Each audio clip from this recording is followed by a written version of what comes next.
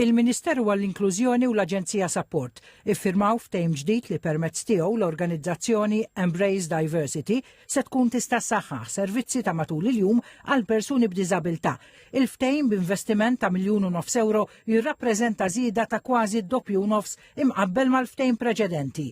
Il-ftehim jippermetti li l-għaqda toffri servizzi ta' matul il-jum mingħajr ħlas lil persuni b'diżabilità b'enfasi fuq tfal u żgħażagħ li għandhom diżabiltajiet komplessi u li jistgħu jkollhom ukoll bżonnijiet mediċi. L-għaqda se tipprovdi żewġ programmi ta' matul il-jum immexxija minn ħaddiema mħarġa u terapisti kwalifikati.